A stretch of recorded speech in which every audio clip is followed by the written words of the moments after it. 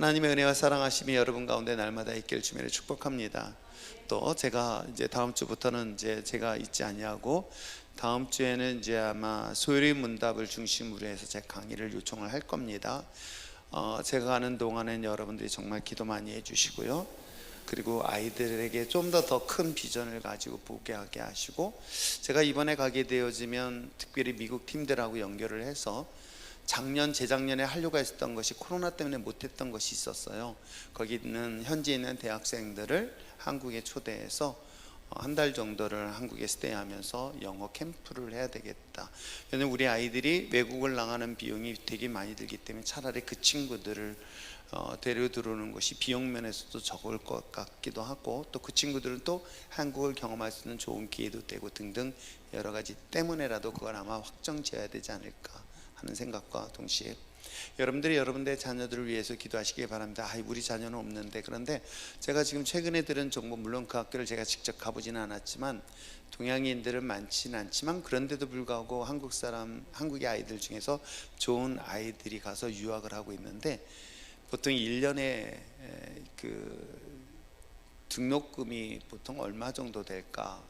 초등학교, 중학교, 고등학교 과정이라고 얘기하는데 중학교 9학년 정도? 얼마 정도 될까요? 서다연 집사, 얼마 정도 예상되지? 대충 about 그냥 뽑기 해봐. 근데 한 1년에 12,000에서 15,000 사이라고 하더라고요.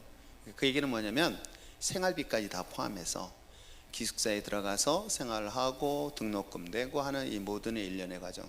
근데 한 가지 조건이 있다면, 학교에서 담배를 피거나 술을 마시거나 그런 부적절 마약을 하거나 그러면 바로 퇴학 조치를 하는 그런 아주 신실한 좋은 학교가 의외로 사실 미국 가면은 되게 많이 있어요. 근데 그 학교는 특징이 그 마을에 큰 저기가 있습니다. 뭐죠? 이 출판사가 있는데 그 출판사가 그 나오는 수익을 가지고 학교를 지원해주고 하는 그런 학교랑 그 다음에 기업이랑 연결되어져서 세워지는 학교다 보니까 최소 비용으로 아이들에게 더 양질의 교육을 시키는 그런 학교들이 있거든요. 그래서 그런 것들에 대한 정보도 제가 가지고 들어갈 생각을 하고 가고 있기 때문에 여러분들이 기도 많이 해주셨으면 좋겠고요. 아무튼 우리 아이들 가만히 보니까는 지금 6학년 아닌가? 지금 6학년 아닌가 아들? 근데 이번에 6학년 안 갔네? 아닌데 6학년 있는데? 6학년 뺐어요? 중학교 1학년 아이들 올라간 아이들? 그럼 내년에 가야 되나? 무슨 소리 고개 끄덕이지만 아무튼 이번에 잘 다녀올 수 있도록 여러분들이 계속 기도해 주셨으면 좋겠고요. 더 많은 것들을 보고 경험할 수 있도록 기도해 주셨으면 좋겠습니다. 자, 그것에 대하여 오늘 특별히 교회 성장에 대한 중요한 연구를 한번 살펴보려고 합니다.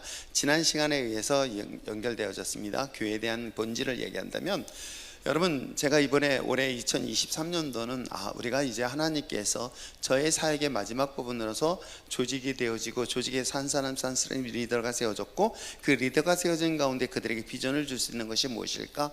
결국은 성장이라는 것이겠죠.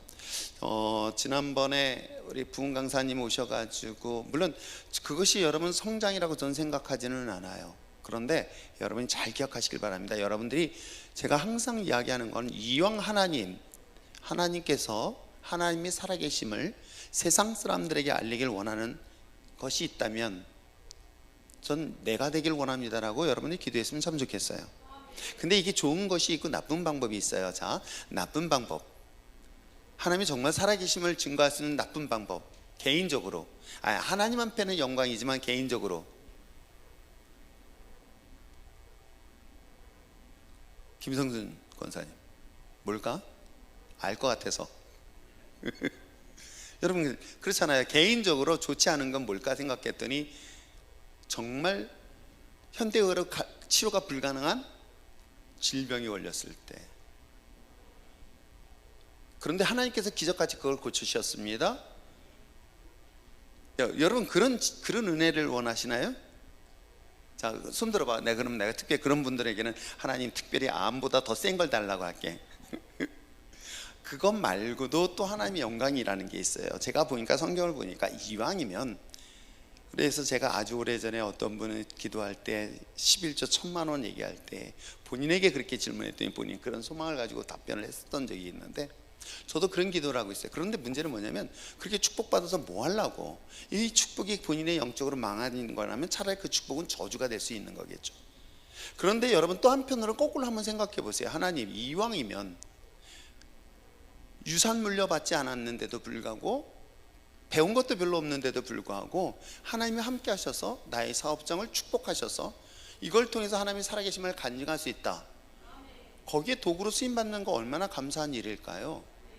그렇잖아요. 그러면 그걸 가지고 뭐 하려고? 그랬더니 난 11조 1,000만 원, 9천만 원 나가지 흥청망청 명품백, 그 다음부터 명품백. 그게 아니라, 그렇다면 점점 줄여도 돼요. 그래서 누구처럼 10분의 9를 드려도 난 충분히 내 생활할 수 있어.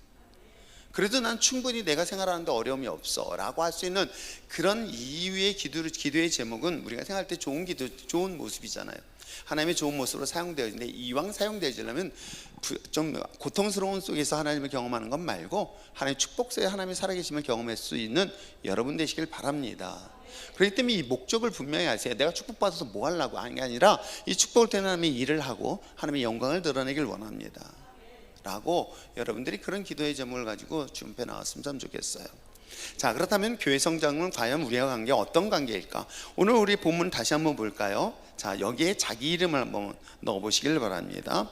내가 우철이에게 이르노니, 우철이는 베드로라.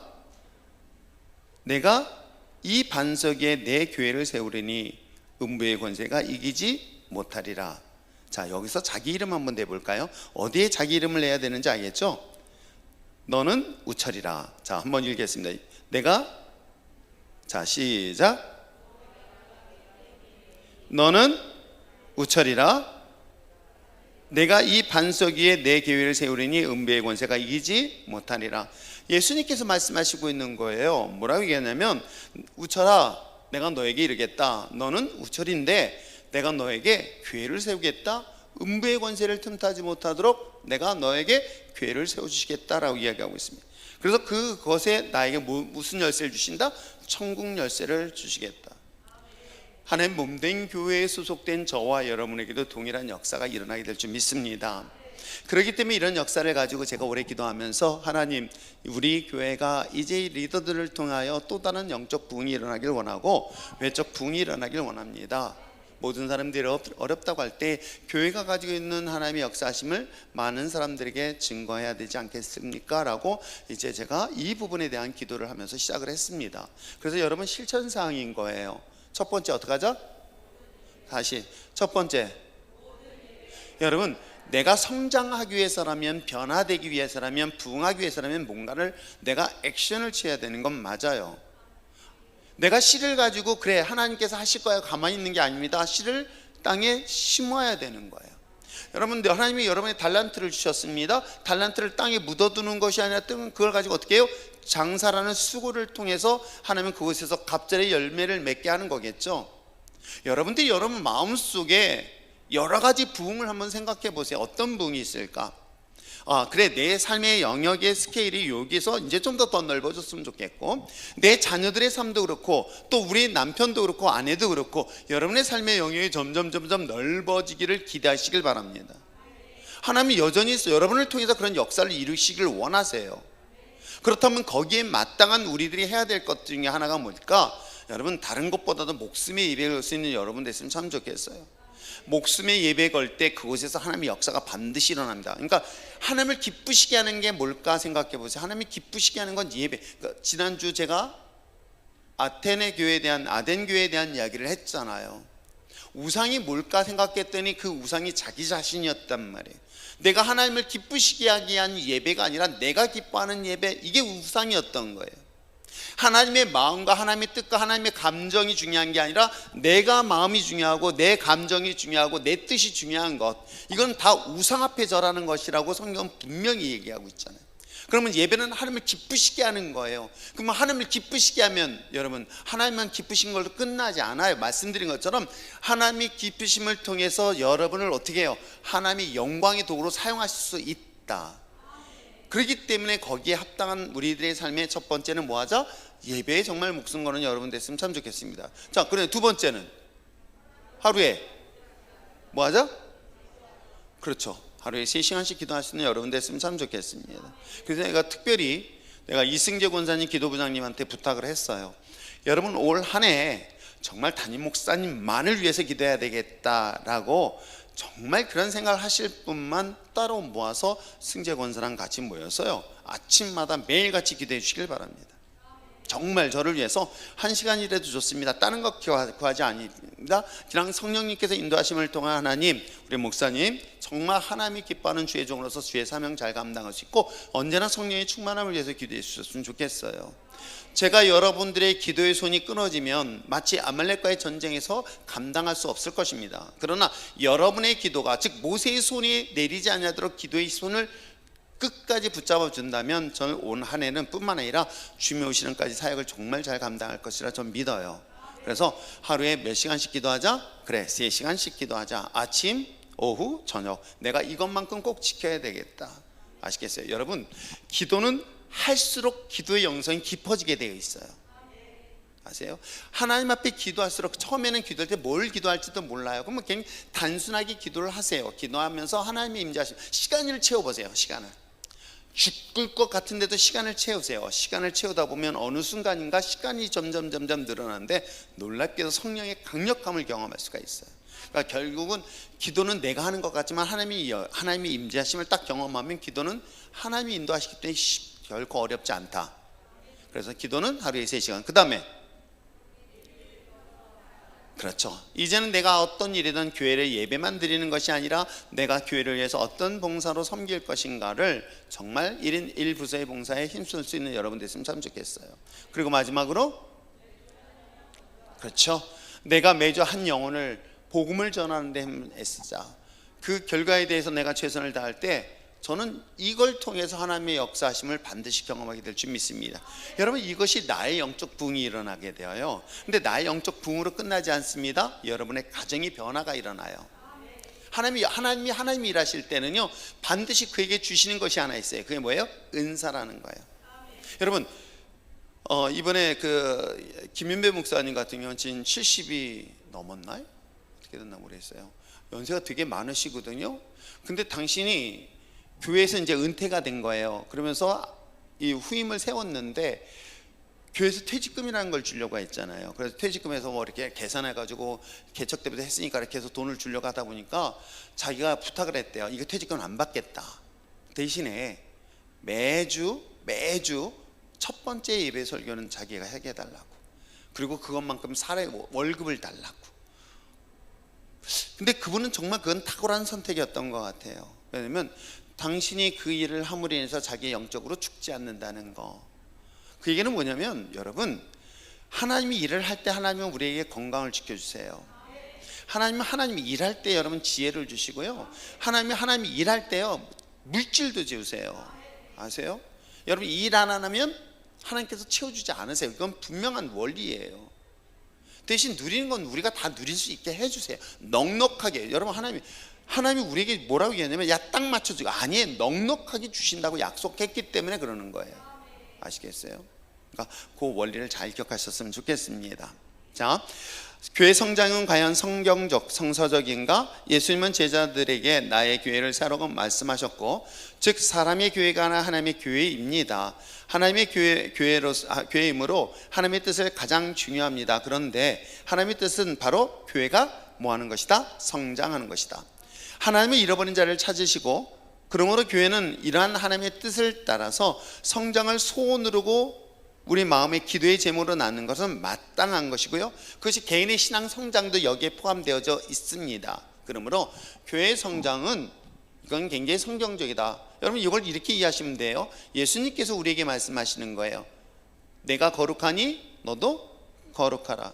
내가 완전하니 너도 완전하라고 얘기하는 거예요. 이 퍼펙트라는 단어를 쓰고 있는 거예요. 이거는 하나님을 향한 메시지. 하나님만이 퍼펙트 하신 분인데 우리에게도 완전하라고 얘기하시는 거예요. 내가 온전하니 하나님이 온전하니 너도 온전하라고 얘기하는 것은, 여러분, 내 신앙의 성장이 어디까지 그리스도의 장성한 분량에 이르도록 하나님께서 우리가 못할 걸 주지 않았다는 거예요. 아시겠어요? 내가 못해, 그러니까 안 되는 거야. 하나님이 하시겠으면 해요. 근데 어느 순간인가 하나님이 나를 그 위치에 올리실 것이다. 이것이 우리에게 주신 성경적 비전인 거예요. 자, 그렇다면 교회 성장이란 무엇일까? 한번 읽어보겠습니다. 시작. 교회 성장을 정의하면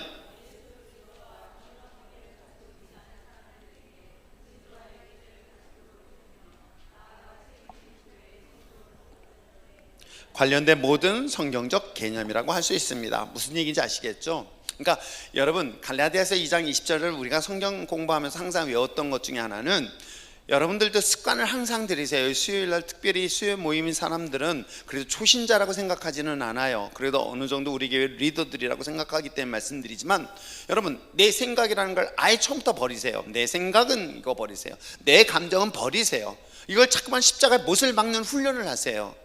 나를 십자가에 못을 박는 작업들을 하다 보니까 뭐가 되냐면 이런 단어가 나와요. 그러니까 give up이라는 단어가 나와요. 그 얘기는 뭐냐면, 덥다. 나만 더워요?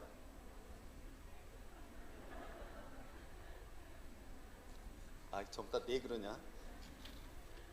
안 더워요? 내가 사실은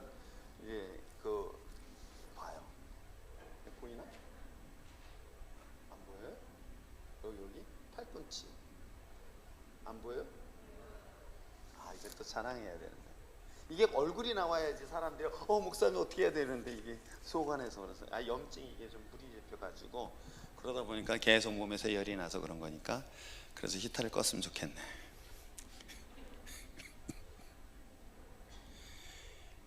하나밖에 안 끄니?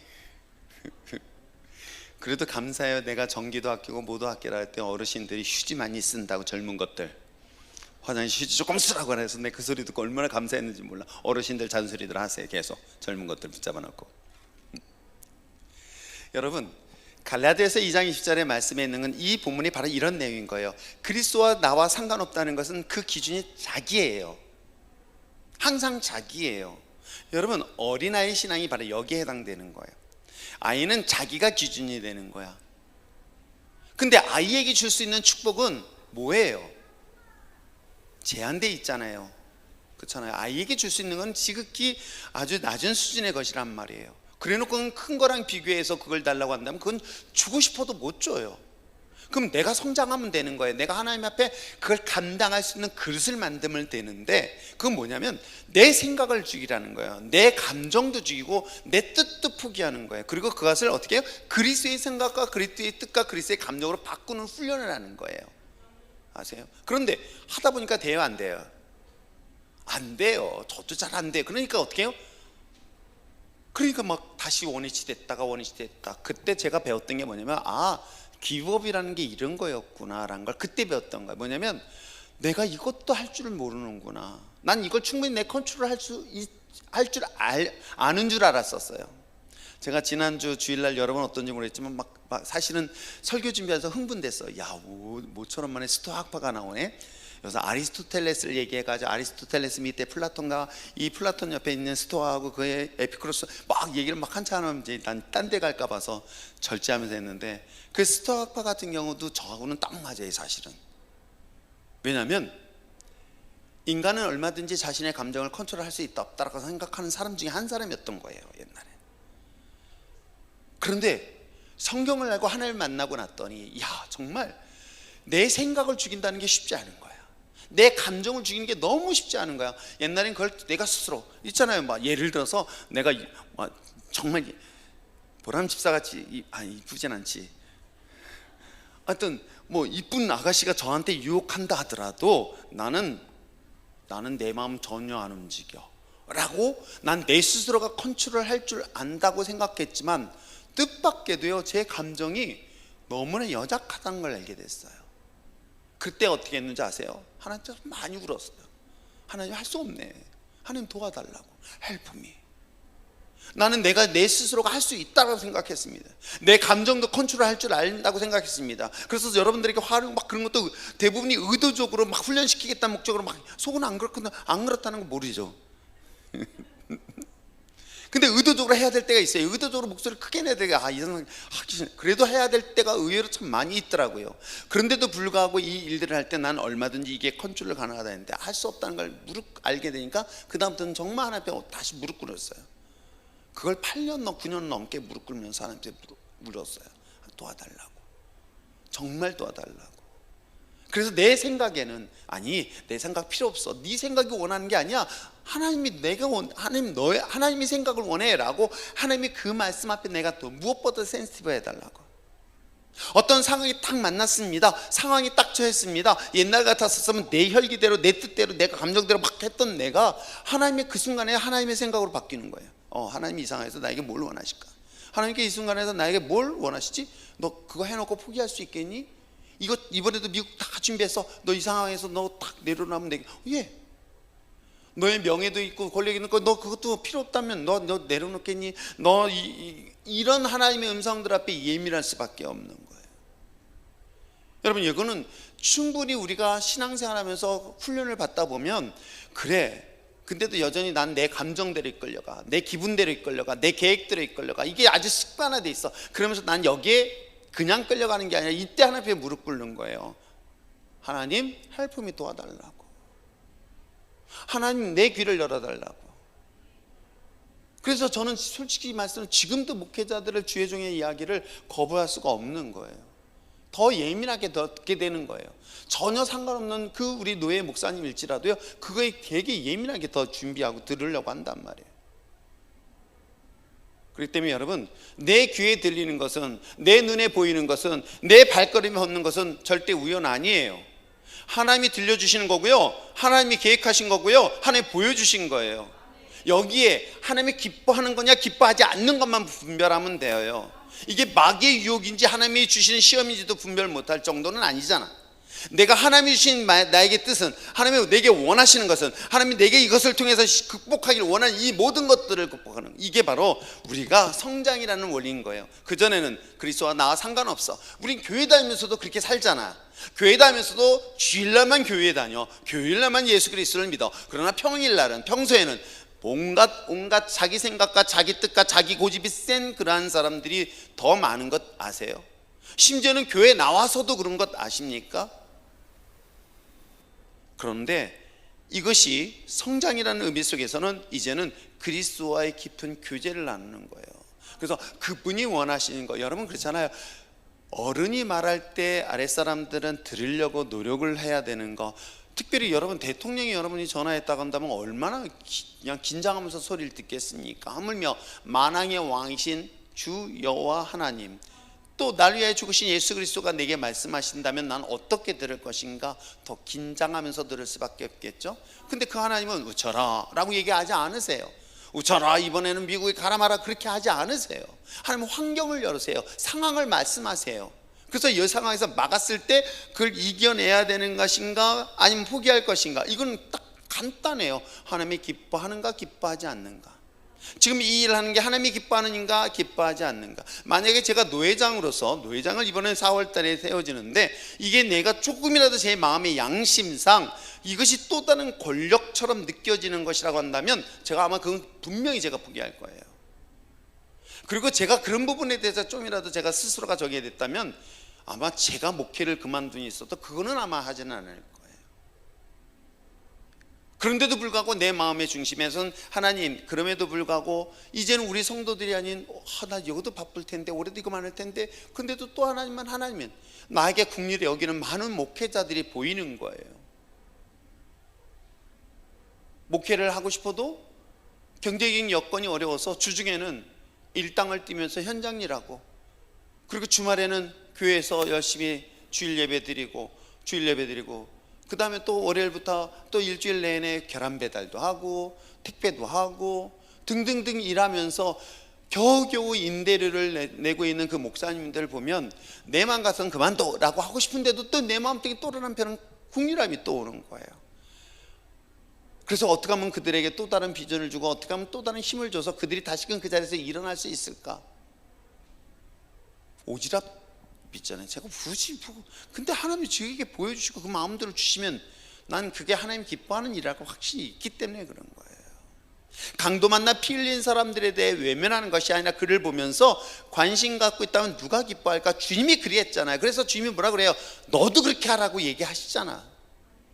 근데 여러분 어때요? 다른 사람에 관심이 없다? 그는 예수님이 얘기하고 있는 것은 내 이웃을 내 몸처럼 사랑하지 않는 그런 모습을 얘기하는 거겠죠. 그래서 교회 성장, 즉 개인의 신앙의 성장은, 교회는 결국 교회와 관계없었던 저와 여러분을 주님과 연결시켜서 주님과 관계를 유지시켜 주는 거예요. 그래서 그것이 주님을 위하여 물질을 드릴 수 있고 재능을 드릴 수 있는 것도 그 중에 하나일 것이고, 그걸 위해서 여러분들 정말 많은 기도 부탁드립니다. 자, 교회 성장 네 가지 영역이 있어요. 영적인 성장이 있고, 내적인 성장이 있고, 외적과 양적 성장이 있습니다. 자, 영적 성장 읽겠습니다. 시작. 예배와 말씀, 성장과 애찬 등의 영적인 일에 관심을 가져야 합니다. 그렇습니다. 자, 두 번째는 내적 성장 읽겠습니다. 시작. 교회는 서로 일치가 되어 사랑의 공동체가 될 때 성장하는 것입니다. 이건 뭐냐면은 내가 영적인 것과, 그러니까 우리 옛날 스피릿 한다, 스피릿에 해당된다면 소울에 해당되는 거예요. 내 안에 있는, 그러니까 내 안에 있는 열등의식, 낮은 자존감, 상처, 여러분 이걸 뭘로 치료를 받을 수 있을까요? 사람들의 위로요? 여러분 사람들한테 위로받을 생각하지 마세요. 여러분 그거는 잠시 동안은 그 사람의 위로가 나에게 힘이 돼주는 것 같지만 여러분 그거는 완전하지 못해요.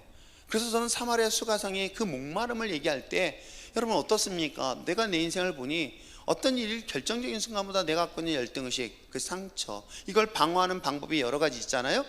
잠수를 탄다던가 아니면 발톱을 드러내서 상대방을 공격한다던가, 그렇잖아요. 자기를 방어하는 다 기제들인 거예요. 자기를 으르릉 강하게 해가지고 나의 약점을 커버한다던가, 이런 것들이 다 갖고 있는 열등의식에 대한, 상처에 대한, 아픔에 대한 자기 방어 기제들이거든요.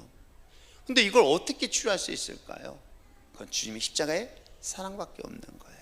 그래서 성장이라는 것은 내가 영적인 하나님과의 깊은 교제뿐만 아니라 하나님의 사랑을 받으면 사람들에게 사랑 안 해도 돼. 당신 나 사랑 안 해줘도 돼? 난 왜? 난 이분의 사랑을 엄청나게 받았어. 이분 사랑 받았으니까 내 당신을 사랑하고 당신을 용서하고 당신 이해하는 거 얼마든지 할 수 있어. 당신 나한테 무시를 해. 그래서 제가 대놓고 가끔 얘기하거든. 우리 애들 이번에 갈 때도, 야 너는 언제 크니? 넌 이쁘지도 않네. 그러면 옛날 같아서 그런데 요즘은 그래도 저는 이뻐요. 저는 그 소리를 들으니까 너무 좋은 거야. 그래, 내가 무슨 말을 하더라도 나는 그렇다라고 장당하게 말하는 그 아이들의 모습을 보면서 한편은 제가 굉장히 기분 좋아요. 그랬더니 누가 그러더라고, 목사님 못됐다고, 어떻게 그렇게 상처 줄 수 있냐고. 저 있잖아요, 저는 전형적인 트레이너예요. 그래가지고 웬만큼 들으면 이제는 괜찮아, 웬만큼 말해도 이제는 내성이 생겨서 누가 뭐래도 나는 하나님이 사랑하는 사람이야. 이런 건강성을 가질 때 여러분 마귀가요, 여러분 저는 그래도 훈련하는 교관이고 또 여러분을 사랑하는 마음으로라고 하지만 마귀는 어때요? 마귀는 여러분을 죽이려고 하는 거예요. 근데 여러분 그 마귀는 놀랍게도 여러분의 가장 약한 점을 건드려요. 아세요? 그래서 성장하는데 계속 넘어지게 만들어요. 좌절하게 만듭니다. 아시겠습니까? 자, 세 번째는 외적 성장입니다. 신자만을 위한 교회가 아닌 불신자를 위한 교회가 돼야 되고요, 지역사회에 필요한 서비스 센터가 되는 성장이 필요한. 근데 저는 이 외적 성장에서 가장 중요한 것은 교회가, 제가 이번에 우리 권 목사를 비롯해서 교역자들하고 이렇게 세미나를 하면서 교회가 가지고 있는 좋은 점들이 우리 안에서만이 아니라 밖에서도 소문이 좋게 나야 된다. 그러니까 제발 여러분 밖에 나가서 싸우지 마세요. 금이 알았죠? 아니 진짜예요. 제가 개인적으로 참 감사한 거는, 제가 그러니까 여러분 그런 것들이 세심하게 봐주세요. 제가 이제 우리 택배 기사 아저씨들 오시면은 냉장고에서 뭐 이렇게 인삼 이렇게 게일 같은 거 있으면 제가 못 챙겨본 거니까 그걸 전달해 주거나 음료수 챙겨주고, 아니면 여기 앞에 있잖아요, 박스가 있어가지고 시원한 음료수 챙겨주고 그러고 있거든요. 너무 재밌는 게 동사무소 소문이 났대요. 동사무소에서 야 율정교회가 이렇게 한다라고 그 택배기사 아저씨들의 입을 통해서 그쪽에서 전달되어지고. 그래서 저는 지역교회에 대한 홍보는 우리가 일주일에 뛰드는 것만큼 더 중요한 것은 평소에 여러분 있는 곳에서 선한 영향력을 미쳐라. 아시겠어요? 그래서 이제 현주 집사는 어떻게 해야 돼? 약국에서 또 선한 역할을 해야 돼요. 나보고 뭐 깎아주고 막 그래야 되는, 아니 그건 아니다. 예, 그러니까 각자 자기에 있는 위치에서 하나님의 선한 영향력을 미쳐라. 아시겠습니까? 그래서 지역교회에서 좋은 소문이 나는 거, 그래도 다행히 감사하게 우리 율정교회는 여러분은 어떤지 모르겠지만 그렇게 나쁜 소문은 나지 않았어요. 아세요? 제가 가끔 파자마 빠름으로 돌아다녀도요, 여러분들은 싫다고 해도 그분들은 되게 좋아해요. 진짜 좋아해요. 여기 김밥집 아주머니도 정말 저를 좋아서 저만 만나면 동네 얘기를 다 얘기해 주시려고 그래요. 그러니까 이런 것들은 여러분들이 어느 곳에든지 선한 영향을 미쳐라. 아시겠죠? 오케이. 자, 그 다음에 지역사회에 대한 외적 성장뿐만 아니라 양적 성장 읽겠습니다. 시작. 인간의 영혼을 구원해 교회에 채우는 분은 결국 하나님이십니다. 주께서 날마다 구원받는 사람이 더하는 수적 성장 필요한 것이죠. 그래서 여러분들이 이 교회가 올 한 해 하나님께서 더 많은 교회 성장을 위해서, 근데 저는 그렇다 1000명, 2000명을 목표로 하지는 않아요. 왜냐면 1000명이 넘어가면 여러분들은 다 내보낼 수 있잖아요. 저한테 한 20년 설교 들었어요. 저기 문정숙 권사나, 그렇죠? 지겹잖아요. 그러니까 이런 분들은 이제 다 내보내고, 또 새로 오신 분들, 이렇게 순일 집사님, 그렇죠? 얼마 안 됐죠? 이런 분들하고 이제 딱 같이 하면은, 저는 옛날 한 설교 또 해도 괜찮잖아. 아무튼 하나님 은혜 가운데 이와 같이 네 가지 영역, 영적, 내적, 외적, 그 다음에 양적 성장에 대해서, 자, 건강한 교회 7가지 표적에 대해서 한번 살펴보려고 합니다. 거기엔 첫 번째 뭐가 있어야 된다? 성경은 교회를 그리스도의 몸 또는 성도를 그 몸의 지체로 정의하고 있고요, 그러므로 생명은 건강해야 되며, 건강한 상징으로서 성장이고, 또 질병의 상징은 정체이고, 건강한 교회일수록 뭐한다? 역동적 표적이 일어난다. 역동성이 일어난다. 교회가 닫혀있거나, 그래서 가급적이면 1층에는 전기요금이 나가더라도 1층에 좀 불을 좀 켜놨으면 좋겠다. 제가 음악을 틀어놓은 것도, 여러분은 어떤 분이 처음에 했을 때 어떻게 교회에서 제가 좋아하는 그 팝송이나 아니면 뭐 그거 있잖아요, 그 누구지? 그 한영미 그 가요, 아이유? 아이유 나오나? 난 못 들어본 것 같은데, 아이유가 아니라 그 누구죠? 김광석 씨에게 노래 나오고, 이분들이 지나가면서 야, 이 교회 정말 좋은 교회야라고 교회 안 다니는 분들이 칭찬하는 거 여러분 아세요? 근데 교회가 좀 더 이렇게 닫혀져 있는 것보다는 열려있고 환하게 움직였으면 좋겠다 생각을 하거든요. 그러니까 우리가 아껴야 될 것과 우리가 충분하게 될 것. 그래서 여러분 새벽 기도 드릴 때 어떻게 하는지 아십니까? 1층 불 켜라, 복도 불 켜라, 그리고 2층 3층까지 다 켜라. 왜 그런지 아십니까? 그건 내부를 위해서는 아니라 외부를 위해서예요. 왜냐하면 저쪽에 있는 아파트 쪽에서 이렇게 해서 밖에 이렇게 교회를 보면요, 그 복도 통로 쪽에서 불이 비치거든요. 아세요? 그래서 이 시간에 불이 켜져 있는 교회에 대한 이미지를 좋게 하기 위해서 제가 그렇게 불을 켜라고 하는데도 또 그걸 또 잊어버리지만, 그렇듯 교회는 계속해서 뭔가 역동성이 있어야 된다, 없어야 된다? 있어야 됩니다. 그렇습니다. 그래서 저는 끊임없는 변화가 있어야 되는 걸 좋아합니다. 아시겠어요? 변화를 하시려고 노력하세요. 제가 집에 신방을 매년마다 가잖아요. 작년에 있던 소파 그대로, 위치도 그대로, 그보다는 조금씩 변화가 있어요. 문 색깔이, 그 문의 색깔이 바뀌었어. 내가 그거를 기억 못 하는데도 뭔가 변화가 있으면 제가 굉장히 사실은 익사이팅하고 좋거든요. 그렇죠? 작년에 반찬이 올해도 반찬 그대로, 그건 말고 그런 변화를 전 참 제가, 근데 왜 그럴까 생각했더니, 하나님께서, 여러분이 생각해보세요. 예수님께서 하셨던 이 퍼포먼스는 너무나 새로운 변화의 혁신이었던 거예요. 그렇지 않나요? 예수님이 사마리아 수가성에 여인하고 대화를 나누고 밥을 먹는, 이건 있을 수 없는 얘기거든. 제자들이 놀래잖아요. 그렇잖아요. 아니, 혈루증을 앓고 있는 여인을 불러서 그 여인에 대하여 확증지은 거, 이것도 사실은 그때 당시의 문화는 이해할 수 없는 문화입니다. 그러니까 예수님께서 가지고 있었던 이 놀라운 혁신적 사건들 하나하나를 보면요, 이거는 도저히 그때 당시 2000년 전에 사람들의 사고, 경험, 문화, 이건 다 파괴하는 행위들이었었던 거예요. 아시겠어요? 근데 그것은 어쩌면 재창조에 대한 사역이다. 그래서 여러분이 우리들의 기본적인 자세는 항상 재창조에 대한 관심을 가졌으면 참 좋겠어요. 아시겠죠? 자, 그런 의미로 해서 강력한 뭐가 있어야 될까? 리더십이 있어야 됩니다. 자, 두 번째는요, 열정적인 은사가 있어야 된다. 밑에 내용, 박스 밑에 내용 읽어보겠습니다. 시작.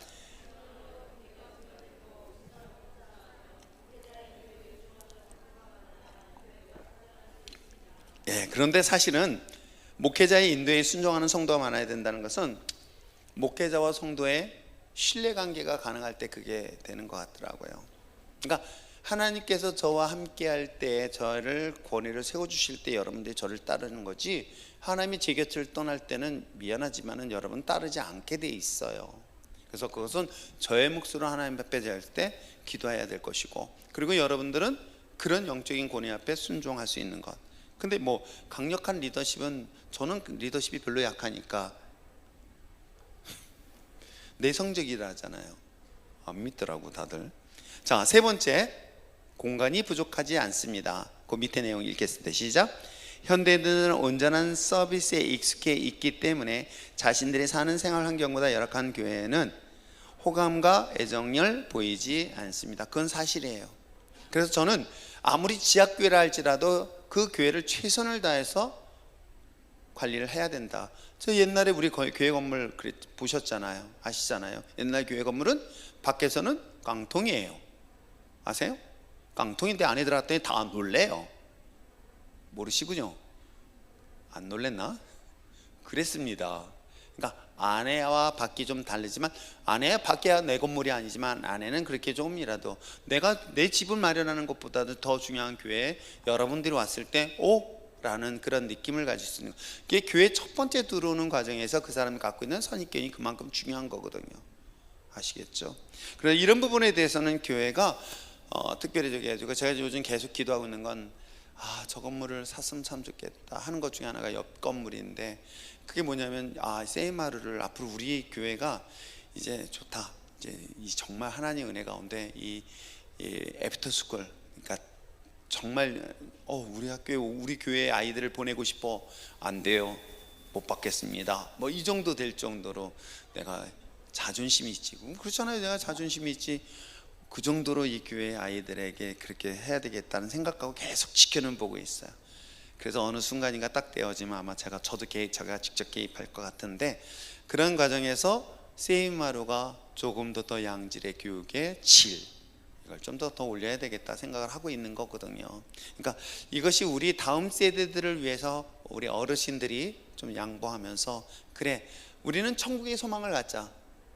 아시겠어요? 어르신들 죄송합니다만 우리가 소망하는 건 천국이에요. 그래서 우리 문 목사한테도 얘기를, 어르신들한테 물론 같이 여행도 가고 하지만 중요한 거는 저분들에게 갈 수 있는 데는 이젠 천국 여행 보내는 것을 마지막 기도의 지목처럼 해드려야 된다. 그렇잖아요. 구원의 확신 갖게 하는 건 너무 중요한 문제다. 그리고 저 어르신들이 어떻게 해요? 우리 다음 세대, 정말 잘하는 다음 세대들이 믿음 안에서, 신앙 안에서 정말 하나님의 영광을 나타낼 수 있는 다윗과 같은 사람들이 세워질 수 있도록 기도해야 되는 건 우리들의 몫인 거예요. 그렇지 않으면 한국교회는 미래 희망이 없어요. 정말 심각합니다. 자, 그 다음에 세 번째 뭐예요? 네 번째, 조직이 체계적입니다. 밑에 내용 읽겠습니다. 시작. 대예배 조직, 회중 조직, 세포 조직, 세 가지 조직과 다양한 프로그램이 활성화되어 사람들에게 기쁨과 의미와 사랑을 전달하는 것이겠죠. 이해하시겠죠? 주일 예배의 모든 스텝들에 대한, 그리고 안내, 이와 같은 모든 조직 체계 운영이, 그리고 뿐만 아니라 요것만으로 되어서는 안 되죠.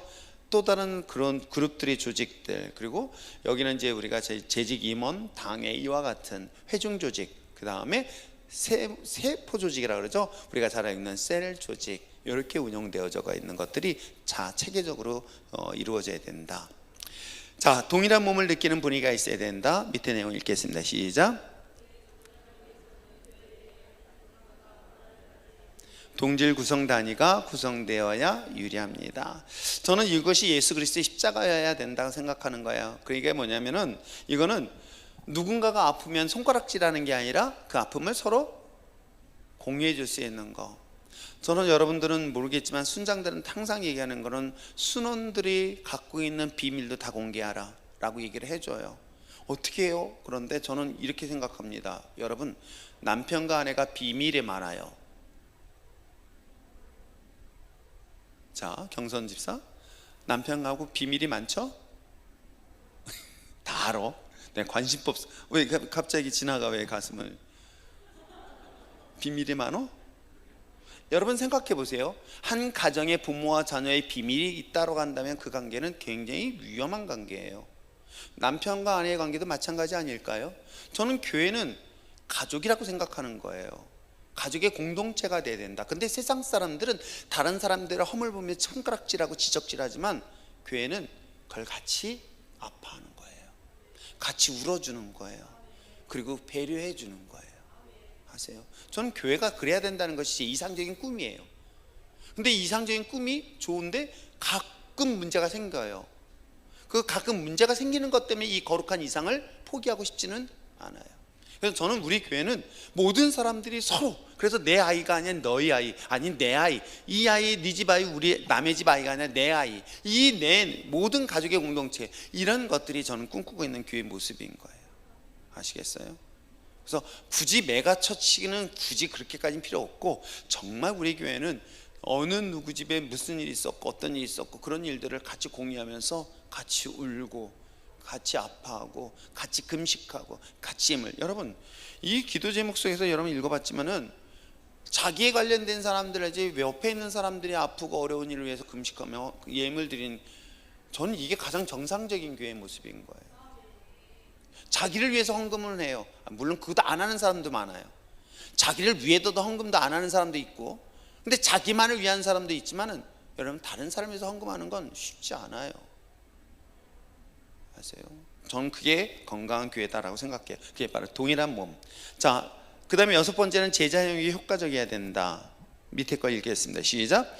제자 훈련이나 예배가 역동적이고 사람들을 키우고 훈련하는 방법이 효과적입니다. 굉장히 단순해야 된다라고 저는 생각하고요. 확실한 목적이 있습니다. 읽겠습니다. 시작. 영혼권을 최우선으로 삼고 전도와 선교야말로 교회가 존재하는 근본 이유라고 믿는 목회 철학이 분명합니다. 교회 성장은 결국 분명히 하셔야 됩니다. 교회 다니는 이유도 딱 하나예요. 아세요? 축복받겠다가 아니라 영혼 구원받겠다는 거예요. 아세요? 내 영혼을 구원한 것이 더 본질적인 문제인 거예요. 근데 이게 쉽지가 않은 거예요. 왜? 성경을 보니까 한 영혼이 구원받는 것이 온 천하보다 귀하다. 이 한 사람의 영혼 구원하는 것이 얼마나 귀하였는지 천국에서는 잔치를 배설할 정도예요. 그 정도로 사실은 쉽지가 않은 거예요. 아시겠어요? 그래서 이거는 본질과의 관계된 문제다. 그래서 제가 여러분들에게 진짜 그리스도인 리얼 크리스천에 대한 이야기라고 진짜 교회에 대한 얘기를 하는 이유도, 이젠 자연스럽게 교회에 익숙하다 보니까 나는 따라고 착각하고 착각이라는 것에 묶여 있는 경우가 더 많아요. 구원받았다라는 착각, 믿고 있다라는 착각. 근데 여러분, 이거는 어느 때 할 수 있습니까? 성경은 뭐라고 얘기하냐면, 홍수가, 태풍이 불어칠 때, 그때 그곳에서 흔들리지 않냐고 반석이 지은 집처럼 든든하게 있는 자들, 그렇지 않은 자들과 분명히 나눠짐을 얘기를 하고 있어요. 그래서 교회는 다른 것 사실 다 의미가 없어요. 교회가 여기서 뭔가를 배우고 가르치고 영어 수학 가르치고 그거는 도구일 뿐이에요. 결국은 그 아이들을 구원시키게 한 거예요. 이걸 위해서 이걸 하는 것뿐이지 이게 본질이 돼서는 안 됩니다. 여러분, 축복받는 것도 딱 한 가지예요. 하나님이 나에게 구원하시기 위한 것이에요. 근데 이걸 잊어버리고 이걸 갖다 보면 구원은 정말 멀어지는 거예요. 아시겠어요? 이게 바로 지난주 아테네 교회에 갖고 있는 우상이라고 얘기하는 거예요. 아시겠죠? 자, 우리 7가지 목표, 우리 리더십에 대한 얘기, 은사에 대한 얘기, 공간, 조직, 그 다음에 동일함, 그 다음에 제자훈련, 그 다음에 확실한 목적, 마지막 부분 목적은 뭐다? 영혼 구원이다. 영혼 구원이다. 이것에 대해서만큼은 절대적으로 흔들리지 않냐고. 저 역시도 제가 여러분들과 언젠가는 천국에서 봐야 되는데, 저 역시도 마찬가지고 여러분도 마찬가지지만, 아무리 교회에서 열심히 했는데 천국까지 못한다면 그건 그 책임을 제가 어떻게 감당하겠어요? 그래서 모세가 그러잖아요. 모세가 저들을 다 죽여버리겠다 했더니 차라리 자기부터 먼저 죽이라고 할 수 있는 리더십. 그건 여러분들에 대해서는 참 좋겠어요. 아시겠죠? 자, 교회 성장에 대한 중요성까지 했습니다. 제가 이제 3주 동안은 아무튼 모든 예배에 빠지니까 아싸 그러지 마시고요. 오히려 그럴수록 그 자리를 꼭 지켜주시고, 제가 다 모니터로 보고 있어요. 그래서 정말 여러분들이 교회를 잘 지켜줬으면 참 좋겠어요. 아시겠죠? 그래서 제가 달았을 때 모르는 사람들이 더 많이 전도되어서 2023년도 목사님이 야 너무 바빠, 어떻게 바쁠까, 성경 공부하는 시간이 더 많이 늘어나는 것에 대해서 바쁘게 저를 이용하시길 바랍니다. 기도할까요? 우리 말씀을 생각하면서